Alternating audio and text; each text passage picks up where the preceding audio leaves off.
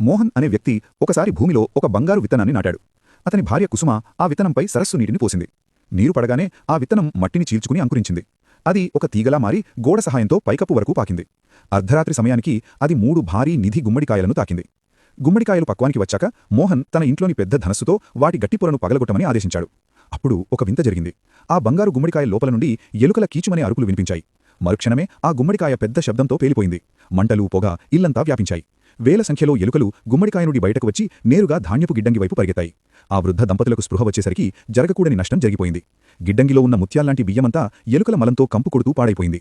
దీనికి విరుద్ధంగా మోహన్ తమ్ముడైన రఘు అదృష్టం మాత్రం వేరేలా ఉంది. రఘు తన గుమ్మడికాయను కోయగానే ఒక బంగారు కాంతి మెరిసింది. అతను పైకి చూసేసరికి గాలికి ఊగిపోయే అతని పాత ఇల్లు కాస్త ఒక అద్భుతమైన భవంతిగా మారిపోయింది. అతను ప్రాంగణంలో అడుగుపెట్టగానే ఆ భవనం మొత్తం అత్యంత విలువైన కలపతో నిర్మించబడిందని అర్థమైంది. రఘు ఎంతో సంతోషించాడు. అదే రోజు తన వద్ద ఉన్న బియ్యాన్ని గ్రామస్తులకు పంచాడు. అతని భార్య సీత తన వద్ద ఉన్న పట్టు వస్త్రాలను పేదలకు పంచిపెట్టింది.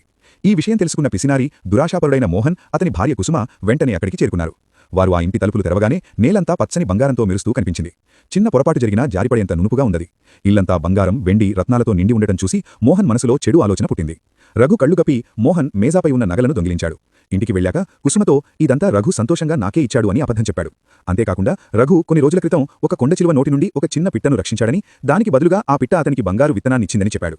ఇది విన్న మోహన్, కుసుమ ఒక కుట్ర పన్నారు. ఆ రాత్రి మోహన్ నిచ్చెన వేసి పైకప్పు మీదకు వెళ్లి ఒక పిట్టను పట్టుకున్నాడు.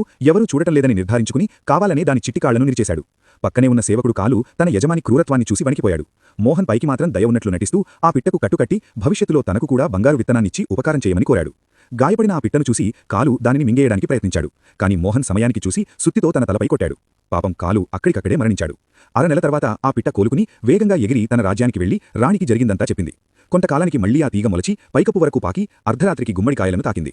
మరుసటి రోజు ఉదయం మోహన్ తన ధనస్సుతో ఆ గుమ్మడికాయను కోయమన్నాడు. అది పగలగానే భయంకరమైన ఎలుకల గుంపు బయటకు వచ్చి గిడ్డంగికి కన్నాలు వేశాయి. లక్షలాది ఎలుకలు ఆకలితో ఉన్న తోడేళ్లలా పడి సువాసన వెదజల్లే బియ్యాన్ని మళ్లీ అసహ్యకరమైన మలంగా మార్చేశాయి. అయినా మోహన్ మారలేదు. 2వ గుమ్మడికాయను కూడా కోయించాడు. వెంటనే ఒక నీలిరంగు కాంతి మెరిసి శక్తివంతమైన దివ్య రక్షకులు బయట వచ్చారు. వారు ఆ ఇంట్లో ఉన్న విలువైన వస్తువులన్నింటినీ మూటగట్టుకుని వెళ్లిపోయారు. మోహన్ ఎంత అడ్డుకున్నా ప్రయోజనం లేకపోయింది. పిచ్చెక్కినవాడిలా మోహన్ తానే గొడ్డలి కట్టుకుని 3వ గుమ్మడికాయను పగలగొట్టాడు. ఈసారి లోపల నుండి బంగారం, వెండి రాలేదు. సదా తన పాత పరిచయస్తుడే వచ్చాడు. నల్లని మేఘాలు కమ్ముకున్నాయి. చనిపోయిన సేవకుడు కాలు ఒక భారీ ఆత్మగా ప్రత్యక్షమయ్యాడు. అతని గర్జనకు మోహన్, కుసుమ భయంతో నిలువున గడ్డకట్టుకుపోయారు. ఎంత శుభ్రంగా ఉండాలనుకునేవారైనా ప్రాణభయంతో ఆ ఎలుకల మలపు కుప్పలో వెళ్లి దాక్కున్నారు. ఈ ఘటన తర్వాత మోహన్, కుసుమలు మతిస్థిమితం కోల్పోయారు. వారు కదలలేకుండా ఉండటం చూసి కాలు ఆత్మ పొగలా మారి ఆకాశంలో కలిసిపోయింది. మంచికే మంచి, చెడుకే చెడు ప్రతిఫలంగా లభిస్తుంది అనేదే ఈ కథ సారాంశం.